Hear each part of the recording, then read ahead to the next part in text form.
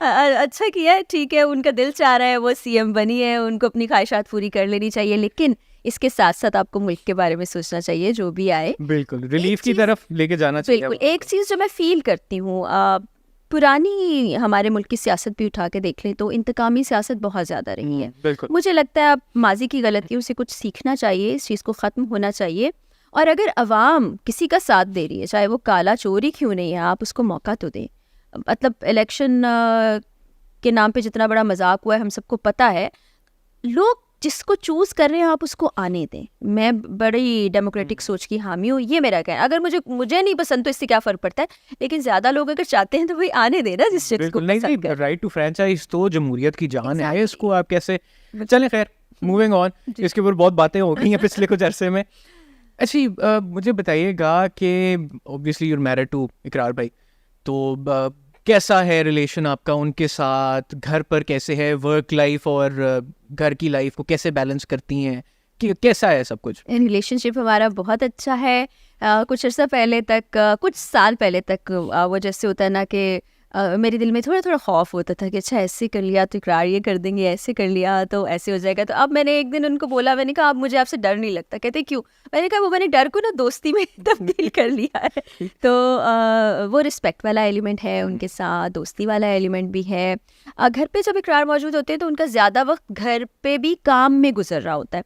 वो फ़ोन पे अपनी टीम से इन टच होते हैं, कहीं पर कुछ हो रहा है, इंस्ट्रक्शंस जारी हैं, किसी ने कुछ बता दिया, कभी रात गए कॉल आई तो उनको उठकर जाना पड़ जाता है। तो घर पे वो बड़े खामोश तबीयत के इंसान हैं, या टेलीविज़न देख रहे हैं और अब सोशल मीडिया आपको पता है उसमें वो लगे रहते हैं, या काम की गर्ज से कहीं बाहर होते हैं।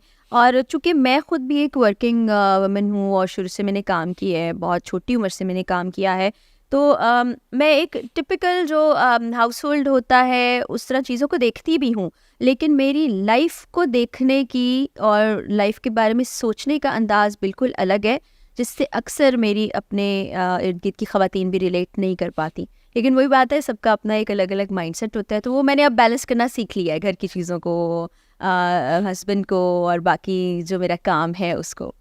ऐसी बिकरार भाई, अपने ना शोज़ के अलावा और भी कुछ वजूहत से जो है वो हेडलाइंस में रहते हैं सोशल मीडिया पर, तो बहुत कौन सी वजूहत?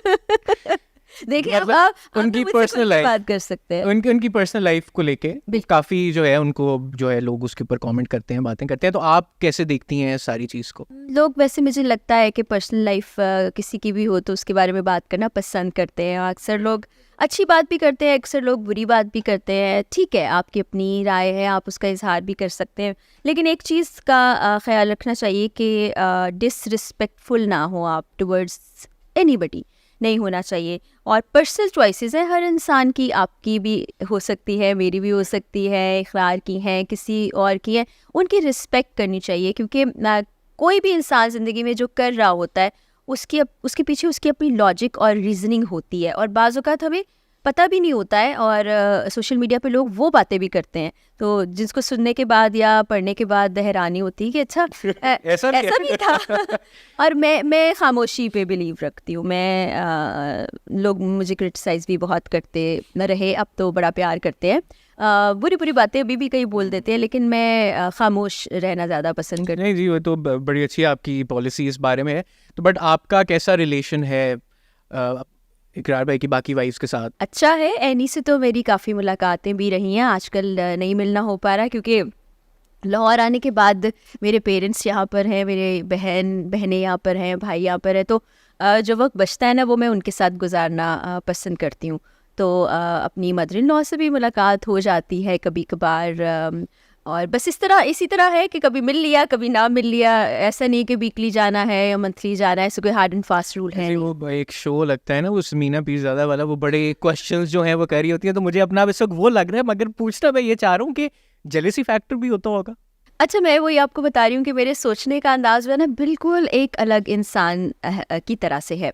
जैसे कि जब मैं छोटी थी तो मैंने जो अपने लिए गोल्स छोटे छोटे या अपनी ख्वाहिशात जो मेरे दिल की थी, वो मैंने ये नहीं सोचा था कि मेरे लिए कोई और पूरा करेगा। लेट्स सपोज मैं ये सोचूं अम्मी मेरे लिए नए कपड़े लेके आएंगे या अब्बा मुझे घुमाने के लिए वहाँ ले जाएंगे। मैंने अपने लिए खुद सब कुछ किया, और मुझे लगता है कि जो ख्वाब आप देखते हैं उन ख्वाबों को आप खुद ही पूरा कर सकते हैं। बिल्कुल इसी तरह से मैंने अपने हस्बैंड के साथ कोई चीज़ें एसोसिएट नहीं की कि ये वाली चीज़ें उन्होंने मेरे लिए करनी है। स्ट्रॉन्ग इंडिपेंडेंट वुमन की तरह Yes. आपने अपना और अगर वो करते हैं तो बड़ा अच्छा लगता है, अगर नहीं करते तो मैं शिकायत नहीं करती। मेरी ज़िंदगी में शिकायत नाम की चीज़ नहीं है, मेरी ज़िंदगी में कंपटीशन नाम की चीज़ नहीं है, मेरी ज़िंदगी में जेलसी नाम की चीज़ नहीं है। मैं बड़ी इंडिपेंडेंट, फोकस्ड और अपनी ज़ात में रहने वाली इंसान हूँ, इसलिए मैं बड़ी पीसफुल नज़र आती हूँ। क्योंकि लोग कहते हैं यार ये इतनी सिचुएशन हो गई, सोशल मीडिया पे ये हो गया, वो हो गया, तुमने बोला कुछ नहीं। मैंने कहा ये सब चीज़ें मुझे बॉदर नहीं करती हैं, और ये सब कुछ आपके जहन में होता है। अगर मैं जहन में सवार कर लूँ, रोज़ सुबह उठ के सोचना शुरू कर दूँ, हाय ये हो गया, वो हो गया, फलां हो गया, बचपन में मेरे साथ ये हो गया, शादी के बाद ये हो गया, अब ये हो गया, तो शायद मैं ब्रेक डाउन की तरफ चली जाऊँ, लेकिन ऐसा नहीं है। बट आपको कभी ये नहीं लगता कि may be at some point in the future what you have won't make up for what you don't? नहीं, ऐसा नहीं है। ज़िंदगी में आप कोशिश करते हैं हर चीज़ के लिए, और अगर वो आपके लिए वो चीज़ होती है तो वो आपको मिल जाती है, और अगर वो आपको नहीं मिलती तो सोचें कि वो आपके लिए नहीं थी। क्योंकि एक प्लान हमारा होता है और एक अल्लाह ताला का प्लान होता है। जो अल्लाह ताला का प्लान है ना, वो हमेशा बेहतरीन होता है, हमें समझने में देर लग जाती है। और जैसे अभी मैं बिलीव करती हूँ काम करने पर, और मुझे ये भी लगता है कि पाकिस्तान की ख़वातीन हाउसवाइफ्स हैं, काम कर रही हैं, बड़ी रिस्पॉन्सिबिलिटी की चीज़ है। लेकिन हमें सिर्फ आदमी को पैसा कमाने की मशीन नहीं बना लेना चाहिए। हो सकता है इस बात पे मुझ पे बड़ा क्रिटिसिज्म हो, लोग मुझे बुरा भला कहें, लेकिन वो भी एक इंसान है। हमारे यहाँ होता क्या, एक शख्स कमा रहा है और 10 लोग खा रहे हैं। क्या आपको लगता है कि ये इंसाफ है? नहीं है ना। तो आपको अपनी एफर्ट ज़रूर करनी चाहिए। बिल्कुल जी, वो तो सबके ऊपर रिस्पॉन्सिबिलिटी आती है कि जिस कैपेसिटी में भी पिच इन कर सकें। अच्छा, किस तरह से आप ये बैलेंस स्ट्राइक करती हैं वर्क लाइफ और घर की लाइफ में?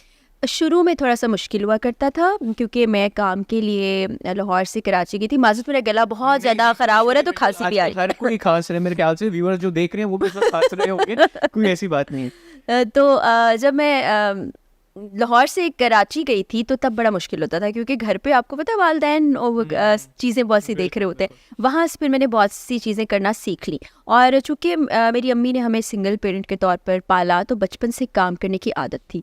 तो हम सबकी ड्यूटीज़ होती थी, कोई कपड़े धो रहा है, कोई बर्तन धो रहा है, कोई खाना बना रहा है, तो काम करने की वो मुझे आदत थी। तो जब मैं वहाँ गई तो वहाँ शुरू में मैनेज करना थोड़ा मुश्किल होता था, चूँकि अकेले रहना बड़ा मुश्किल था। फिर वो भी मैंने सीख लिया। फिर उसके बाद शादी हो गई, तो काम करने की चूँकि पहले ही आदत थी, तो वो उसको हमने डिवाइड कर लिया। जैसे मेरी शिफ्ट उस वक्त शाम की हुआ करती थी, तो मैं सुबह उठ के घर के कुछ काम देखना, अच्छा ये धुलने वाले कपड़े हैं, इनको धो लूँ, अच्छा खाना बना के 2 दिन का रख लूँ, ताकि 1-2 दिन मैं आराम से गुजार सकूँ। इस तरह से मैंने मैनेज कर लिया। और अब तो मतलब यू वेल ट्रेन्ड इस चीज को मैनेज करने अब तो इतने साल हो गए, पता ही नहीं चलता। सुबह उठती हूँ, ऑटो पे नहीं लग जाता, सब चीज़ें काम रूटीन सेट है, उसके मुताबिक सब कुछ होता है।